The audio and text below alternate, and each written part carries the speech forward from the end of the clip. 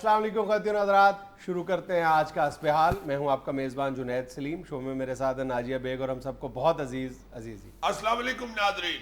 السلام علیکم ناظرین، آج علم و ادب پہ بحث ہونے والی ہے اور جنگ و جدل پہ اور ثقافتوں کے ساتھ کیا لگتا ہے؟ ثقافت کے ساتھ فلم لگا لو، فلم و ثقافت پہ بات ہوگی۔ یار ہنسا نہ کرو، کوئی دانشوری والی بات بھی سن لیا کرو۔ سناؤ، میں سن رہا ہوں۔ میں یہ سوچتا رہتا ہوں کہ یہ جو گورا ہے، یہ اپنا یورپین کنٹری، اور تو سارا ہی گورا یار ہے، پوری منڈی لگی ہوئی ہے گوروں کی۔ یار یہ لوگ مسلمانوں کے ساتھ صرف ٹینکوں توپوں ڈرونوں کی لڑائیاں ہی نہیں لڑ رہے۔ میں سوچتا ہوں انہوں نے ہماری معیشت تباہ کر دیا، ہماری تہذیب تباہ کر رہے ہیں، ہماری ثقافت تباہ کر رہے ہیں۔ یہ ہمیں کسی نکر میں لگانا چاہتے ہیں۔ تم نے ساری لڑائیوں کا ذکر کیا، تم نے ایک معاملے کا ذکر نہیں کیا جو گورے نے ہمارے ساتھ سب سے بڑا ہاتھ کیا ہے، واردات کی ہے ہمارے ساتھ، اور وہ ہے ہمارا جو علمی ورثہ تھا اس پر جس انداز میں اس نے قبضہ کیا ہے یا اپنا حق فائق کر لیا ہے، وہ اس کی بڑی خوبصورت واردات ہے اور اس کا بہت کم ذکر سننے میں آتا ہے۔ ہائے ہائے ہائے، اور ہمارے ادھر جو تپے ہوئے دانشور ہیں وہ بیٹھ کے کہہ رہے ہوتے ہیں کہ ہمارے بزرگوں نے، ہمارے آباء و اجداد نے ہمیں دیا کیا سوائے جنگ و جدل کے اور سوائے خون کے خرابے کے، کہاں سے کو علم کی بات کی نہیں ہے ہمارے ساتھ۔ یہ کتنی تاریخ کے ساتھ کتنی بڑی ناانصافی ہے یہ۔ بلکہ یار میں تمہیں ایک اس حوالے سے بڑی دلچسپ بات بتاتا ہوں کہ ایک ڈچ باشندہ ہے، ایک فلم ڈائریکٹر ہے، 32 سال سے وہ اس شعبے سے وابستہ ہے اور بڑی اس نے کمال فلمیں اب تک بنائی ہیں۔ اسرائیلی نے یاد ہے، وہ بینی برونر، اس نے ابھی ایک فلم بنائی ہے جو ابھی باقاعدہ یعنی نمائش کے لیے پیش نہیں کی گئی، لیکن آپ اس کو انٹرنیٹ پر دیکھ سکتے ہو، اس کے جو مختلف حصے ہیں وہ آپ آسانی کے ساتھ دیکھ سکتے ہو، اور میں نے وہ دیکھے ہیں اس کے مختلف حصے۔ اس قدر لاجواب فلم ہے، اس قدر لاجواب فلم، نام ہے اس کا دا گریٹ بک رابری، اور اس فلم میں انتہائی خوبصورتی کے ساتھ، تمام تر شواہد کے ساتھ، ثبوتوں کی روشنی میں، باقاعدہ پرانے لوگوں کے انٹرویوز کے ساتھ یہ بات ثابت کی گئی ہے کہ قیام اسرائیل کے 1 سال کے بعد کس طرح یہودیوں نے فلسطینیوں کے جو علمی ورثہ تھا اس پر قبضہ کیا غیر محسوس انداز میں، اور کم و بیش 1 لاکھ سے زیادہ انتہائی قیمتی جو علمی نسخے تھے، کتابیں تھیں، ان پر قبضہ کیا، یا تو ان کو یعنی ضائع کر دیا، یا ان کو اپنے قبضے میں لے کر بے نام کر دیا، یا پھر تیسری صورت یہ تھی کہ اپنے نام سے شائع کروانا شروع کر دیا۔ یہ ہوتے ہیں علم دشمن لوگ۔ اس طرح کے لوگ اچھی بڑی قیمتی کتاب کے اوپر دال سیویاں رکھ کے کھا رہے ہیں۔ یار یہی تو ان کا کمال ہے کہ انہوں نے دال سیویاں رکھ کے نہیں کھائیں، ایک تیر سے 2 شکار کیے انہوں نے۔ ایک طرف تو انہوں نے مسلمانوں کو ان کے اتنے قیمتی علمی ورثے سے محروم کر دیا، اور دوسری طرف انہوں نے ان لاکھوں کتابوں کو اپنی لائبریریوں کی زینت بنایا، ان سے فائدہ حاصل کیا۔ بلکہ میں تمہیں ایک اور بڑی حیرت انگیز بات ہے جو اس فلم میں انہوں نے باقاعدہ تمام تر ثبوتوں اور شواہد کے ساتھ ثابت کی ہے کہ کم و بیش 1 لاکھ سے زیادہ ایسی کتابیں آج بھی اسرائیل کی نیشنل لائبریری میں موجود ہیں جن کے اوپر اے پی لکھا گیا ہے، یعنی مصنف کی بجائے اپلائیڈ فار نہیں یار، اے پی لکھا گیا ہے ایبنڈنٹ پراپرٹی۔ ایبنڈنٹ پراپرٹی کا مطلب ہے کہ اس کا کوئی والی وارث نہیں ہے، حالانکہ اس نے باقاعدہ ثابت کیا ہے کہ یہ سارے ان کے مصنفین جو تھے وہ مسلمان تھے، اور انتہائی قیمتی نسخے ہیں وہ، اور ان پر اے پی لکھ کر ان کو یعنی ٹوکری میں ڈال دیا گیا۔ یار بڑی بریکی سے اس بندے نے یہ فلم بنائی ہے، بلے بلے بلے بلے بلے۔ لو جی، یہی فلم اگر بنا کے آسکر ایوارڈ کے لیے مسلمانوں کے خلاف بھیجی جاتی نا، اسے آسکر ایوارڈ مل جانا۔ ایسے ہی اب دیکھ لو، اس میں دکھایا گیا کہ مسلمانوں کے ساتھ یہ آتی ہوئی ہے، اس کو انہوں نے نکرے لگا دینا۔ بالکل، اس میں تو کوئی دو آرا نہیں ہے نا کہ آج کا مسلمان جو ہے وہ اپنے اس جو علمی ورثہ ہے اس پر جو ڈکیتی ہوئی ہے اس پر کوئی افسردہ نظر نہیں آتا، لیکن کم از کم ہمیں اپنے اسلاف کو تو نہیں بلیم کرنا چاہیے نا کہ وہ بھی یہ علم سے بالکل بے بہرا تھے اور ان کو اس کی قدر نہیں تھی، یعنی انہوں نے تو کوئی کسر نہیں چھوڑی نا ہمیں اتنا قیمتی ورثہ ہمارے حوالے کرنے کے حوالے سے۔ اور اقبال نے غالباً اسی صورتحال کے حوالے سے اپنا رونا رویا تھا نا کہ حکومت کا تو کیا رونا کہ وہ ایک عارضی شے تھی، نہیں دنیا کے آئین مسلم سے کوئی چارہ، مگر وہ علم کے موتی کتابیں اپنے آبا کی، جو دیکھیں ان کو یورپ میں تو دل ہوتا ہے سی پارا۔ ہائے ہائے ہائے، یار واقعی ہم علم کے معاملے میں بڑے ہی لاپرواہ ہو گئے، لاپرواہ اور بدقسمت۔ یہ تم بزرگوں کے کارنامے تجھ بتا رہے ہو، مگر یہ موجودہ حالت میں دیکھو نا کیا حالت ہو گئی ہوئی ہے۔ ہم لوگ کیا کر رہے ہیں یار, ہماری نسل جو ہے علم کے لیے کیا کر رہی ہے؟ تم تو چلو پھر بھی میرے پاس بیٹھ کے 4 علم کی باتیں سن لیتے ہو. بے شک بے شک. اب کلا یہ کہاں جائے, سارے ملک کو تو ٹیوشن نہیں نہ پڑھا سکتا. یہ تو حکومت کا کام ہے, حکومتیں دیکھو کیا کر رہی ہے. یہ جو ریسنٹلی بجٹ پیش کیا ہے اس میں 4 ارب روپیہ جو ہے وہ تعلیم کے لیے رکھا گیا ہے اور 6 ارب کا بجٹ رکھا گیا پرائم منسٹر ہاؤس کے لیے. نہیں یار, یہ تو تمہارے مرشد پاک کا پرائم منسٹر ہاؤس ہے یار, 6 ارب کیا چیز ہے.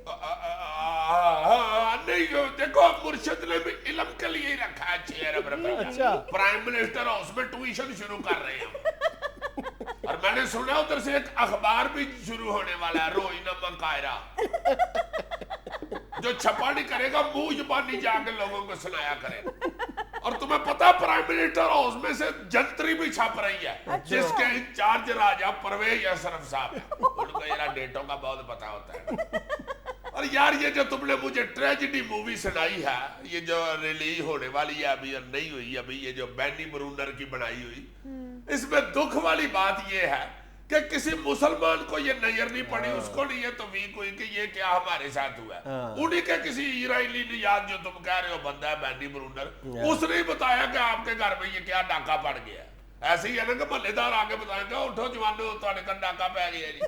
اور ہم دیکھو کون سی فلمیں بنا رہے ہیں, پولا سڑیارا, کالو شاہ پوریا, گجر بادشاہ, پیو بدماشاں دا. ہم فلم بنا کے یہ ثابت کر رہے ہیں کہ آخر بدماش کا بھی کوئی پیو ہوتا ہے. ویسے آپ خود نوٹ کریں, جب بھی کسی بڑی طاقت نے کسی کمزور پر حملہ کیا ہے تو سب سے پہلے اس کے علم پر, اس کی نالج پر, اس کی ثقافت, اس کے کلچر پر اٹیک کیا ہے. ایگزیکٹلی, بالکل 100% یہ بات درست ہے. یہ دیکھ لو کہ ہلاکو خان نے جب بغداد پر قبضہ کیا تو سب سے زیادہ جو اس کے رقیق حملے تھے وہ مسلمانوں کی ثقافت پر تھے.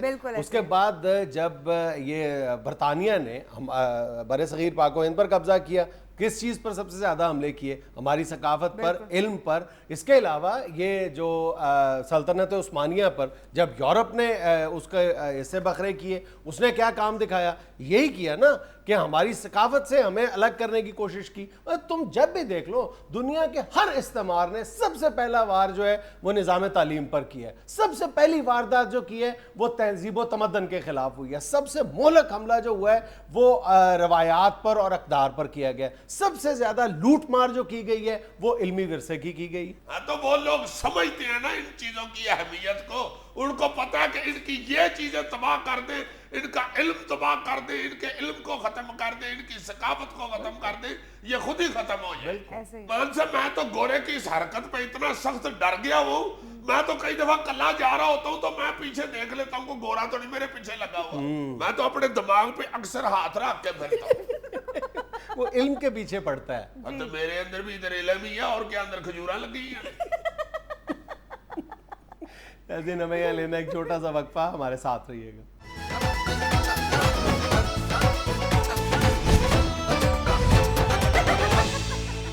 ناظرین, آج ہمارے ساتھ ایک مرتبہ پھر ہیں ہمارے علاقے کے ایس ایچ او جناب انسپیکٹر صدیق صاحب. السلام علیکم صدیق صاحب. وعلیکم السلام جناب, کیا حال ہے جی؟ ٹھیک ٹھاک ہو؟ ٹھیک ہے. آج کل آپ بہت پریشان لگ رہے ہیں, خیریت ہے؟ ڈائٹنگ کر رہا ہوں جی. ڈائٹنگ وہ اوپر سے ہٹ رہے ہیں جی. آئی جی صاحب کہے کہ 38 سے زیادہ کمر نہیں ہونی چاہیے کسی بھی ایسے. آج کل تو بڑی ہلچل مچی ہوئی ہے. ہاں جی, تو اس کے لیے پھر ڈائٹنگ شروع کی ہوئی ہے. اچھا, تو کیا کر رہے ہیں ڈائٹنگ؟ وہ ایک ڈاکٹر صاحب سے بات کی تھی جی, انہوں نے مشورہ دیا کہ گوشت چھوڑ دو. اب گوشت چھوڑ دیا بالکل جی. اچھا. ہاں جی, ہاں جی, گوشت چھوڑ دیا, قیمہ شروع کر دیا. اچھا, میں نے تو اللہ سے کہہ دیا کہ میرے تھانے میں گوشت نہیں آنا چاہیے. میرے سامنے اگر گوشت آیا میں تینوں لمحے پا لینا. 1.5 کلو کڑائی لے آیا کر گوشت لیس. گوشت لیس کڑائی؟ جب گوشت ہی نہیں ہے تو پھر کڑائی کیوں کھانی ہے آپ نے؟ جی کڑائی تے آنی ہے نا, انہوں تھانے سے کڑائی نہ آوے تو اور کی آوے دسو. کڑائی لازمی ہے تھانے جانا. وہ جس طرح ہوتا نہیں کہ مہندی تاں سائی دی جے لچے مندے دی ماں, اسی طرح ہی تھانا تاں سائی دا جے آوے کڑائی کی ماں. ہاں جی جی, کڑائی نہ کھائے پولیس تے پولیسیت نہیں رہندی. جس طرح مظلوم وچ مظلومیت ہوندی ہے نا, انج پولیس وچ پولیسیت ہوندی ہے. وہ کڑائی کھا کے قائم رہندی ہے, ویسے نہیں قائم رہندی. تو آپ لوگوں کی ساری پلسیت آپ کے پیٹ میں اکٹھی ہو گئی ہے. بس یہ آئی جی صاحب نے کوئی سمجھائے نا, میں کی کر سکنا, میں کی کر سکنا دسو. کم کرے پیٹ گھٹاؤ. تو پیٹ کم کرو نا بابا. وہ یار کس طرح کم کر لیجئے, حد کتنا کام کرا 3 سائز سے میرے پیٹ دے. وہ کیسے؟ خالی پیٹ ہوئے تو بتا لیجئے. کرو روٹی کھاوا تے ٹھون جا جے, بازاروں روٹی کھاوا تے بات ہو جاندے, میں کی کراؤں دسو. کتنا کو کٹاوا, کیڑی کیڑی سائڈ لو کٹاوا اور کیڑا کیڑا دا سائز کٹاوا میں. थाने में भी डाइटिंग चल रही है। ਉਹ ਜੀ ਥਾਣੇ 'ਚ ਤੇ ਡਾਈਟਿੰਗ ਹੁੰਦੀ ਹੈ, ਘਰ ਤੇ 6-6 ਹਫ਼ਤੇ ਬਾਅਦ ਚਾਹੀਦਾ ਹੈ। ਥਾਣੇ 'ਚ ਤੇ ਡਾਈਟਿੰਗ ਕਰਨੇ ਆ। और तुम बदनसीबी ये देखो कि मेरा तो थाना तो ऐसी जगह पे सजे खबे सारे होटल ने की हालत होनी है मेरी। जुनैद साहब सजे खबे कढ़ाई गोश्त ਤੇ ਮੈਂ ਵਿਚਕਾਰ ਫਾਕੇ। ਉਤੋਂ ਜੁਨੈਦ ਸਾਹਿਬ ਯਕੀਨ ਕਰੋ ਕਿ ਥਾਣੇ ਦੇ ਬਿਲਕੁਲ ਖੱਬੇ ਹੱਥ ਹੋਟਲ ਵਾਲੇ ਨੇ ਟਕਾਟਕ ਵੀ ਲਾਈ ਜੇ। ਉਤੋਂ ਮੱਖਣ ਵਾਲੀ ਟਕਾਟਕ ਮੇਰੀ ਕਮਜ਼ੋਰੀ ਹੈ। 5-6 ਦਿਨ ਮੈਂ ਬਰਦਾਸ਼ਤ ਕਰ ਰਿਹਾ ਉਹਦੀ ਆਵਾਜ਼ ਟਕਾਟਕ ਟਕਾਟਕ ਟਕਾਟਕ ਟਕਾਟਕ। 7ਵੇਂ ਦਿਨ ਮੈਂ ਜੀਪ ਤਵੇ 'ਚ ਕੱਢ ਮਾਰੀ। ਮੈਂ ਚੁੱਕੋ ਵੀ ਨਹੀਂ ਟਕਾਟਕ ਲੈ ਜਾ ਨਾ ਮੁਰਾਦਾ ਇਥੋਂ। ਹੁਣ ਤਾਂ ਯਕੀਨ ਕਰੋ ਕਿ ਤੇਰੋਂ ਦੂਰੋਂ ਟਕਾਟਕ ਦੀ ਆਵਾਜ਼ ਆਣ ਡਈ ਹੋਵੇ ਮੈਂ ਜੀਪ ਮੋੜ ਨਹੀਂ ਲਵਾਂ।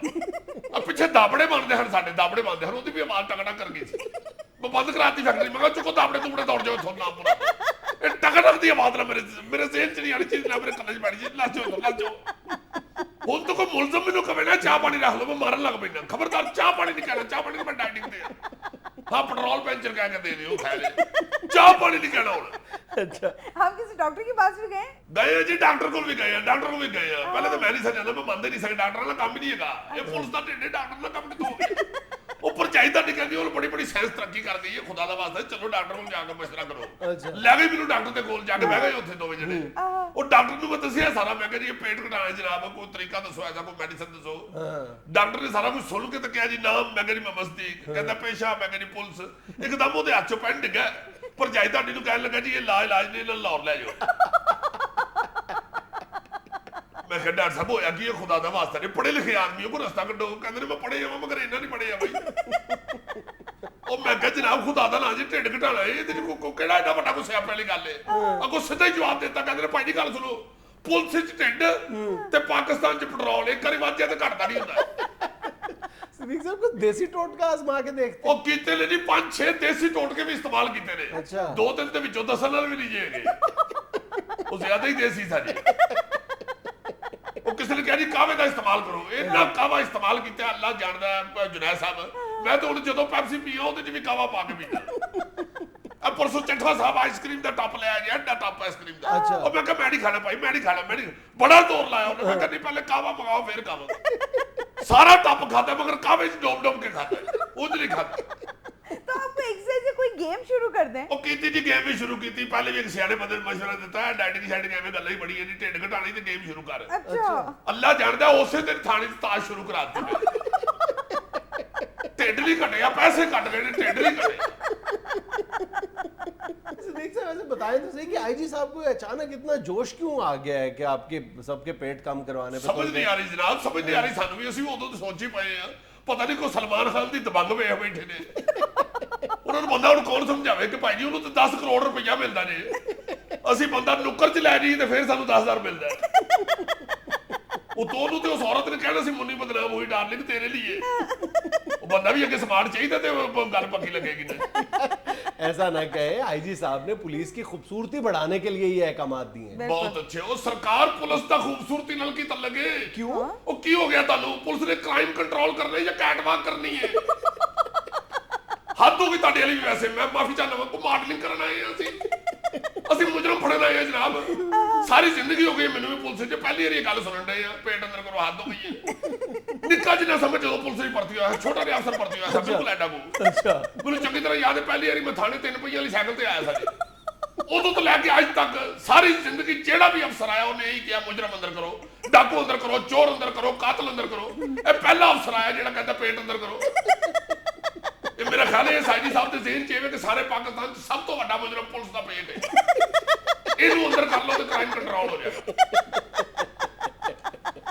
ਬੜਾ ਮੁਸ਼ਕਲ ਹੈ ਜਨਾਬ ਪੇਟ ਛੋਟਾ ਕਰਨਾ ਸਿਆਪਾ ਪਿਆ ਸਾਰੀ ਪੁਲਿਸ ਨੂੰ ਕੋਈ ਅਫਸਰ ਥਾਣੇ 'ਚ ਆ ਜਾਂਦਾ ਸਾਹ ਅੰਦਰ ਕਰਕੇ ਪੇਟ ਖਿੱਚ ਕੇ ਤੇ ਖਲੋ ਜਾਂਦੇ ਆ ਪੇਟ ਅੰਦਰ ਕਰਦੇ ਮੋਢੇ ਵੱਡੇ ਹੋ ਜਾਂਦੇ ਨੇ ਮੋਢੇ ਛੋਟੇ ਕਰਦੇ ਤਾਂ ਮੂੰਹ ਵੱਡਾ ਹੋ ਜਾਂਦਾ ਉਹ ਪਾਣੀ ਵਾਲਾ ਘਮਾਰਾ ਨਹੀਂ ਤੁਸੀਂ ਦੇਖੇ ਆ ਉੱਤੋਂ ਦਬਾਓ ਥੱਲੇ ਮੋਟਾ ਹੋ ਜਾਂਦਾ ਥੱਲੇ ਦਬਾਓ ਉੱਤੋਂ ਹੋ ਜਾਂਦਾ ਫਿਰ ਉੱਤੋਂ ਦਬਾਓ ਉੱਤੋਂ ਵੱਡਾ ਹੋ ਜਾਂਦਾ ਉਹ ਸਾਡੀ ਹਾਲਤ ਹੋਈ ਜੀ ਕਿੱਥੋਂ ਕਰ ਲਈ ਯਾਰ ਪੇਟ ਛੋਟਾ ਡਾਈਟਿੰਗ ਕਰ ਕਰਕੇ ਕਾਵੇ ਪੀ ਪੀ ਕੇ ਅੱਲਾ ਜਾਣਦਾ ਲੱਤਾਂ ਛੋਟੀਆਂ ਹੋ ਗਈਆਂ ਨੇ ਪੇਟ ਨਹੀਂ ਛੋਟਾ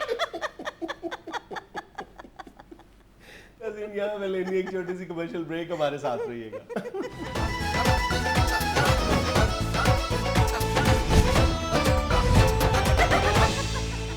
सर आज बैतबाजी के सेगमेंट में इससे पहले कि अजीज साहब लड़ाई शुरू करें आप पहला शेर पढ़ दीजिए पहला शेर है बगैर किसी तमहीद के बड़ा खूबसूरत शेर है अच्छा पहला दूसरा छोड़ो और बात तो सुनो अजीज साहब थक जाएंगे। मैं चाय फेंक दूंगा। सुनो मेरी बात, तो अपनी बात भाई, हर बारी पहला शेर तुम पढ़ोगे। जीत लो फिर अगली दफा तुम पढ़ लेना। जीत लो। बड़ा खूबसूरत शेर है, तुम मजा लोगे। बड़ा खूबसूरत चलो शेर है। सलाम मैया ना आया तो जीत फिर पहला शेर जीत मैं- हार छोड़ दो। मेरी नजर ने तो दिल तक रसाई दी थी उसे, वो मेरी रूह में अपने हुनर से उतरा है। ब्यूटीफुल। ये अजीजी साहब, मुझे ये जो स्यापा पड़ता है ना, ये बड़ा मुश्किल होता है। लो जी, पहला फिर आज मैं भी सीरियस शेर सुनाऊंगा। ओहो, ये भी क्या मंजिल है, बढ़ते हैं न हटते हैं कदम। आहा, ये भी क्या मंजिल है, बढ़ते हैं न हटते हैं कदम। आहा। तक रहा हूँ दूर से मंजिल को मैं, मंजिल मुझे। वाह वाह वाह, बहुत खूबसूरत मंजिल अजीज मुझे साहब। ये यस यस, ये वाजिबात इश्क क्या हम ही पे कर्ज थे, वो भी उतारता के मोहब्बत उसे भी थी। ताता की मोहब्बत उसे भी थी। ये ये जी ये वाजिबात खाने के क्यों हम पे कर्ज थे, तुम भी उतारते हो उन्हें, तुमने भी तो खाया था। अजीज साहब शुरू हो ठीक गए। है, अलिफ अलिफ खाया था, बजाओ यार, अलिफ। हो गया। इस कदर एहतमाम करते हो, दिल दुखाना सवाब हो जैसे। आहा। इस कदर एहतमाम करते हो, दिल दुखाना सवाब हो जैसे।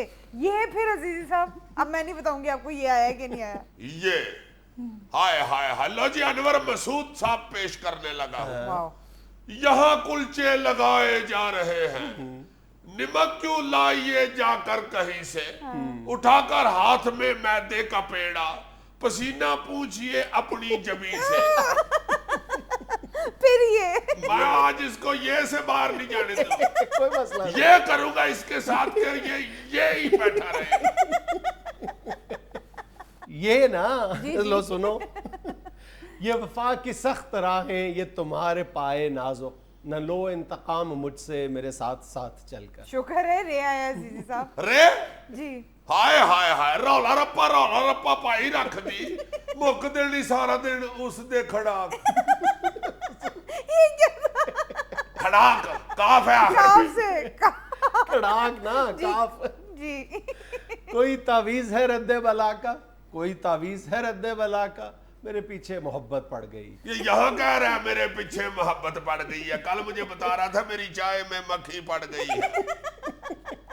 है ये कोई तावीज है रद्दे बला का, मेरे पीछे तो ये ही पड़ गई है। फिर ये यार, ये अजीजी के साथ ही क्यों होता है ये कि कोई ट्यूशन नहीं पढ़ाता ये।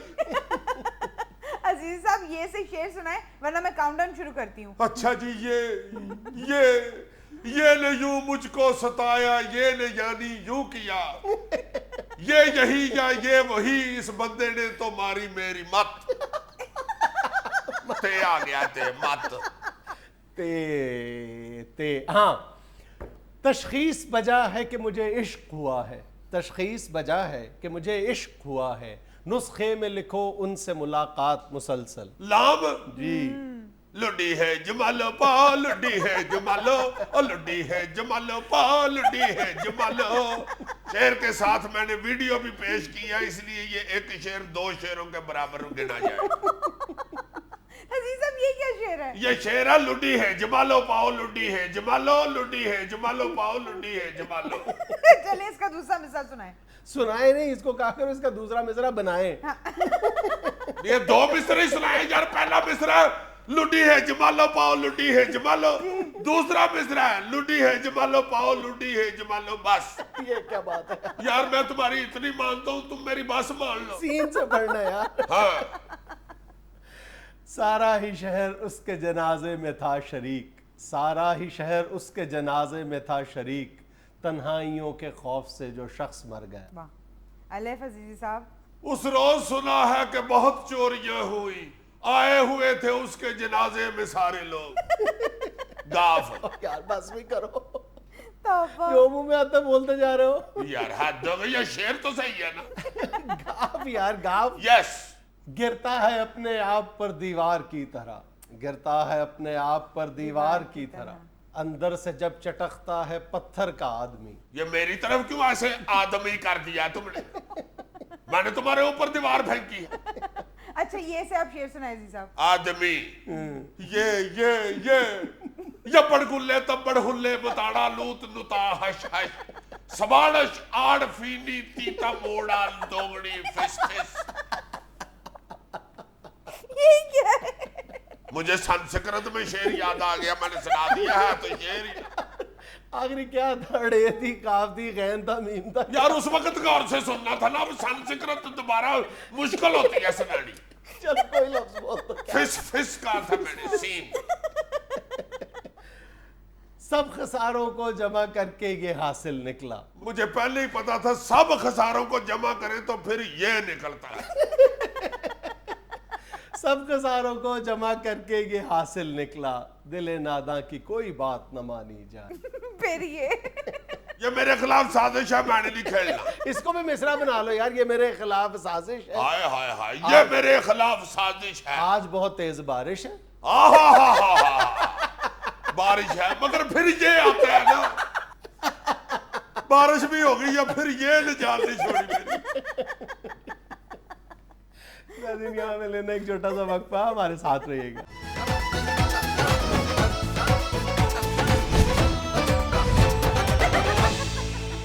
ये तुम अभी भी इस मसले को लम्हा फिक्रिया मानने के लिए तैयार नहीं हो. ओ भाई जी, ये लम्हा फिक्रिया नहीं है, ये लम्हा सुस्तिया है. उसमें लम्हा सुस्तिया कहाँ से आ गया यार? सीधी बात है, मैं मतलब एक अरसे से जो तुम्हारे से जब भी बात करता हूँ, मेरा एक ही मरसिया होता है कि हमारी हुकूमतें खा वो वफाकी हों, सूबाई हों, इनको ये जो नित नई स्कीमें शुरू करने का जुनून इनके सर पे सवार हो जाता है, इससे गरीब आदमी को कितना सफ़र करना पड़ता है. और यार खुदा के बंदो, जो पहले से मौजूद प्रोजेक्ट्स हैं, जो पहले से स्कीम्स चल रही हैं, या जो आपका पहले से सिस्टम चल रहा है, उसी को स्ट्रेंथन क्यों नहीं करते? उसकी जो कमजोरियां, कुताहियां, कजियां और वीकनेसेस हैं, उनको दूर क्यों नहीं करते?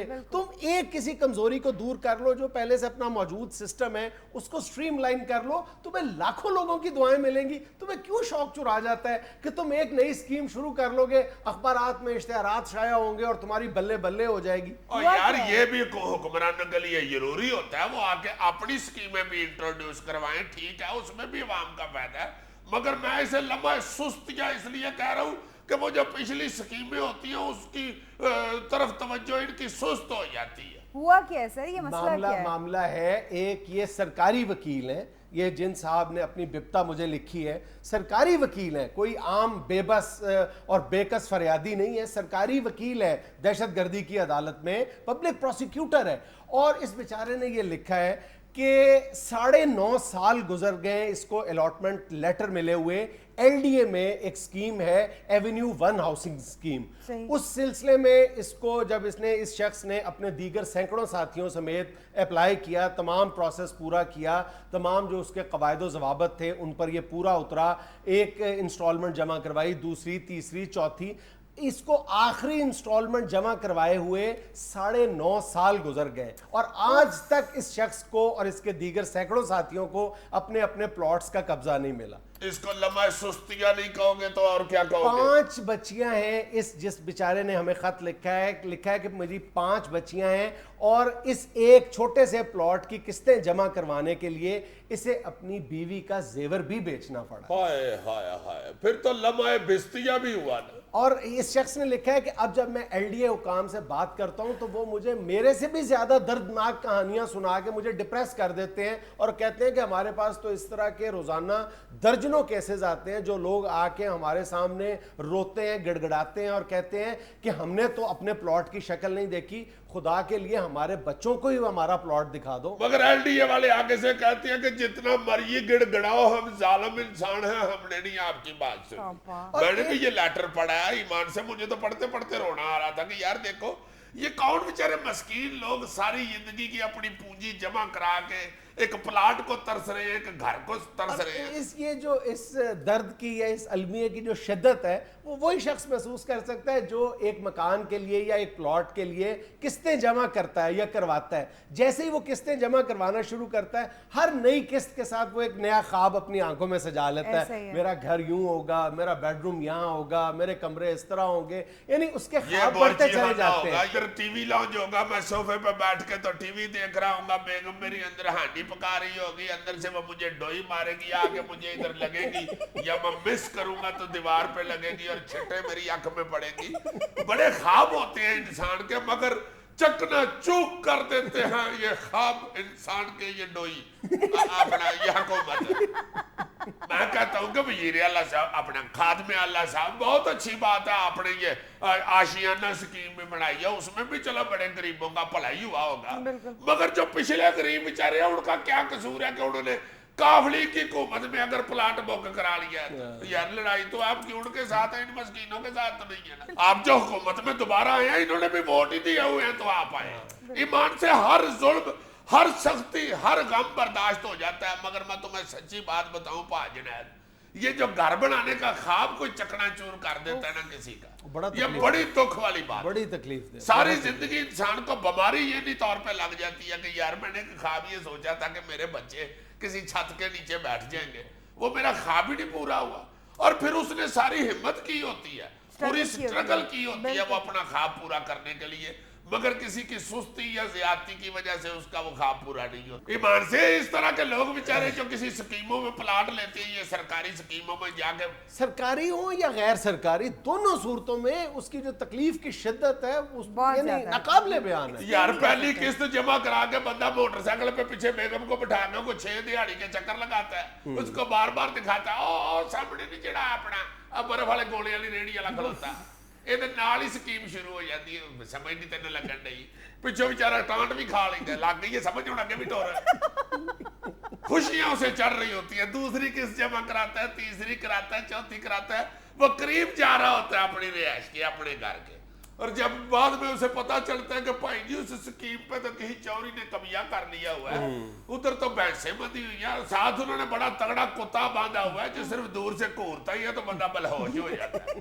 پھر بندہ چولیاں اٹھا کے اللہ معاف کرے بد دعائیں دیتا ہے. بالکل. اچھا سر, یہ جو ان لوگوں کا کیس آپ کے پاس آیا, اس میں کیوں نہیں پلاٹ الاٹ کر رہے؟ وہی ایک روایتی سی بات, یعنی جو ہمارے سرکاری حکام, مطلب اس معاملے میں جو اس شخص نے اپنی بپتا لکھی ہے, اس نے تو وجہ یہ لکھی ہے کہ جب بھی میں ایل ڈی اے حکام سے بات کرتا ہوں تو جواب یہ ملتا ہے کہ جناب بہت سے لوگوں نے اسٹے آرڈرز لیے ہوئے ہیں اور قانونی رکاوٹیں ہیں. اس حوالے سے 1-2 روز پہلے ایک اچھی خبر سننے کو ملی ہے کہ وزیر اعلیٰ کی ہدایت پر غالباً ایل ڈی اے کے چیئرمین کو یہ اختیار دیا گیا ہے کہ وہ تمام جتنی بھی قانونی رکاوٹیں ہیں, مختلف معاملات میں لوگوں نے اسٹے آرڈرز لیے ہوئے ہیں, ایک کیمپین کی شکل میں تمام جو قانونی رکاوٹیں ہیں وہ ختم کی جائیں. دعا کی جانی چاہیے کہ اللہ تعالیٰ انہیں ہمت دے اور وہ یہ کام کر دکھائیں. آمین. جناب وزیر اعلیٰ پنجاب صاحب, آپ کی بڑی مہربانی, ذرا اس طرف بھی انگل ہلایا ہے. اور یہ ایوینیو 1 جو ہے ایل ڈی اے کی ہاؤسنگ سوسائٹی, اس سمیت جتنی بھی سرکاری ہاؤسنگ سوسائٹی ہے جہاں پہ مسکین لوگوں نے قسطوں میں پلاٹ لیے ہوئے ہیں حیور, ان کو خدا کے لیے موقع دیں, وہ بھی اپنا آشیانہ بنا سکے. حیور ناظرین, ہمیں یہ لینا ایک چھوٹا سا وقفہ, ہمارے ساتھ رہیے گا.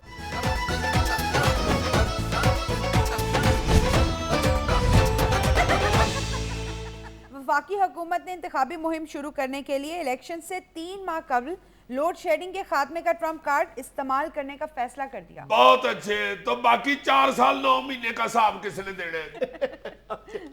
یہ ٹرمپ کارڈ بھی پچھلے 1 سال سے ہم سن رہے ہیں کہ جناب الیکشن سے کچھ دن پہلے بجلی فراہم کر دی جائے گی. میں کہتا ہوں 3 مہینے تو بہت لمبی مدت ہے. اگر پیپلز پارٹی کی یہ حکومت صرف الیکشن سے 3 دن پہلے بھی بجلی لوگوں کو دے دے بلا تعطل, تو یہ بھی بہت بڑا احسان ہوگا. اور یار یہ نہ بھی بجلی دیں تو عوام نے ان کو ووٹ دینے ہی دینے. یہ جو ہمارے ملک میں 2-3 بڑی سیاسی جماعتیں ہیں نا, ان کے جو ووٹر ہیں نا, جو مرضی ہو جائے ووٹ انہی کو دیتے. عوام عشق کرتی ہے اپنے لیڈران سے. یہ علیحدہ بات ہے کہ یہ لیڈران اپنی مشوق کو بڑا ہی رولتے ہیں, بڑا ہی رولتے ہیں. ہائے ہائے ہائے, دیکھ لو اب 4.5-5 سال ہو گئے ہیں, مشوق بیچاری گا رہی ہے, رول مٹی دیا باوے آوے تینو ووٹ اساں جو پالے آوے, کدو آوے گی بجلی آ جاؤ.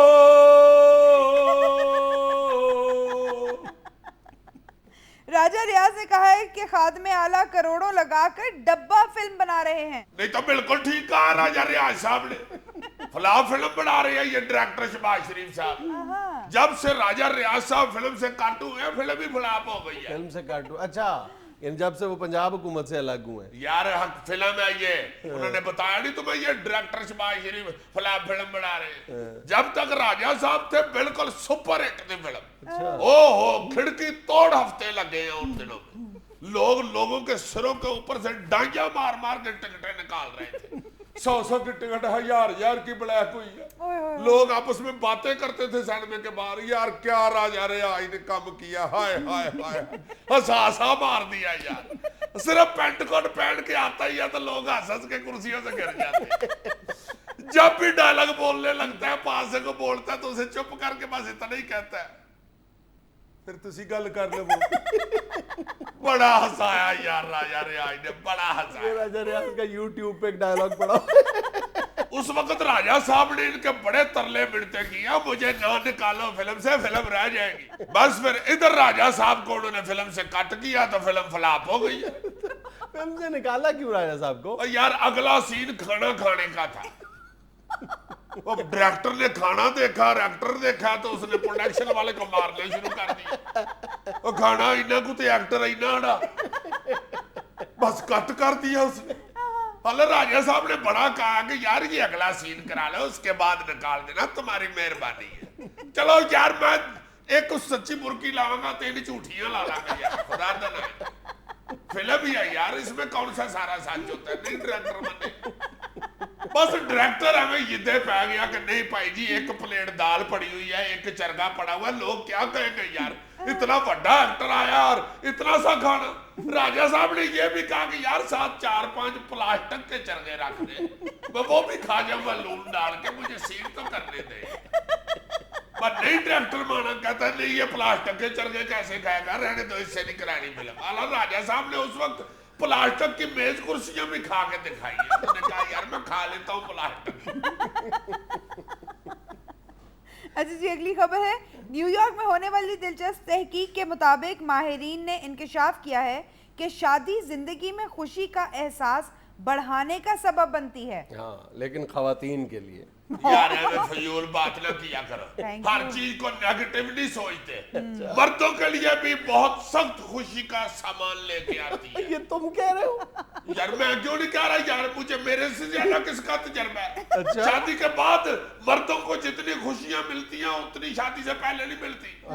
ذرا اندازہ لگاؤ نا, جب رات کے 12:30 بجے تمہیں ایک اونچی آواز سنائی دے, چلو اور باقی برتن سویرے تو لینا رہن دیو. عزیزی صاحب یہ دیکھو, کسی اور کی بات کر ہر مرد کے لیے یہ خوشی ہوتی ہے. کوئی بات نہیں, چلو سارا مہینہ آپ ہوئے تو چانے شانے کھاتی ہیں, کوئی بات نہیں, خیر ہے. مگر ذرا یہ تو سوچو نا, جب مہینے میں پہلی دوسری تاریخ کو ایک آواز آتی ہے, جانو آج 3 تاریخ ہو گئی ہے, تنہا نہیں ملی تو یار سوچو, اتنے سارے تو کے بعد جب توانو منہ سے نکلتا ہے, ہائے ہائے ہائے. اور پھر یار سوچو جب بندہ اتنی سخت گرمی میں تھکا ہوا دفتر سے واپس آتا ہے, یار بیوی کی خوشی. یار کیا کر رہے ہو یار, ایسے نہ کرو. ایسے بیوی دروازہ کھول کے کہتی ہے بسم اللہ صدقے جاواں, اتنی گرمی, چلو آرام نال ادھر آؤ, 5 منٹ پکھے کے بہو, پھر مینوں میری مال چھڈ گیا. ہائے ہائے ہائے یار, وہ جب 5 منٹ پنکھے کے آگے ٹھنڈی ہوائیں لیتا ہے مرد, یار اس کو بھول جاتے ہو تم لوگوں کو. صرف یہی یاد رہتا ہے کہ ماں کی طرف چھوڑ کے آئے. کتنا خیال کرتی ہے یار بیوی آپ کا, اس کو پتا ہوتا ہے کہ آپ بڑی گرمی میں آئے ہیں. وہ جب آپ سکوٹر پر بٹھا کے اسے ماں کی طرف چھوڑنے جا رہے ہوتے ہیں, کتنے پیار سے وہ کہتی ہے کہ 1 منٹ ٹھہرو, دکان آ گئی ہے تو بوتل پی لوی. پھر جب آپ کہتے ہیں کہ میرے کو تو صرف 20 روپے نے, تو کہتی ہے چلو مینوں تے پیاؤ نا, میرا تو برخے چ ساہ کٹن ڈے ہے. اب آپ کے پاس ہی 20 روپے نکلے ہیں, ورنہ اس نے تو بریک 2 بوتلوں کے لیے ہی لگوائی. یار کوئی ایک فائدہ ہے شادی کا, دیکھو تو صحیح ہے نا. سارا دن بے شک آپ بیوی سے ڈرتے رہتے ہیں, مگر وہ آپ کو آپ کی دلیری کا ایک وقت ضرور احساس دلاتی ہے. اچھا, جب آدھی رات کو وہ آپ کو جگا کے کہتی ہے کہ چھت پہ کھڑا کوئی جو اٹھ کے دیکھو کوئی ہے تو نہیں, اس وقت آپ کو احساس ہوتا ہے کہ نہیں یار دلیر میں ہی. اس کے رونے کبھی ختم نہیں ہو. اگلی خبر پڑھو یار, یہ رونے ہیں یار, یہ رونے ہیں. یہ خوشی کے آنسو ہے, یہ رونے نہیں. CNG سٹیشنز کی ہڑتال جاری, لاہور میں کئی پیٹرول پمپس بھی بند رہے, صبح تک CNG کے لیے لمبی قطاریں لگی رہیں. میں نے ویسے خود مشاہدہ کیا, فجر کی نماز تک لمبی لمبی لائنیں لگی ہوئی تھی CNG بہت کی. برا حال. بلے بلے بلے یار, بڑی محنت کر رہی ہے یہ گورنمنٹ عوام کے اوپر امان سے. محنت کہاں سے آ گئی اس میں؟ یار کیا کر رہے ہو یار, جگا رہی ہے قوم کو یہ حکومت, اقبال کا خواب پورا کر رہی ہے. اقبال نے آپ کو جاگنے کے لیے کہا تھا, آپ لوگ یہ رہا کو لوڈ شیڈنگ کٹتی ہے تو فٹاٹ سو جاتے ہیں. فوراً جگایا ہے حکومت نے آپ لوگوں کو, لینوں میں کھڑا کر دیا CNG کی. جاگو, سویرے اٹھ کے فجر پڑھنی ہوتی ہے تو سوئے رہتے ہو تم لوگ, ساری رات CNG کے لیے جاگو, سویرے فجر پڑھ کے آرام سے کام پہ جاؤ. ہاں فل ثواب اور فل ٹینکی.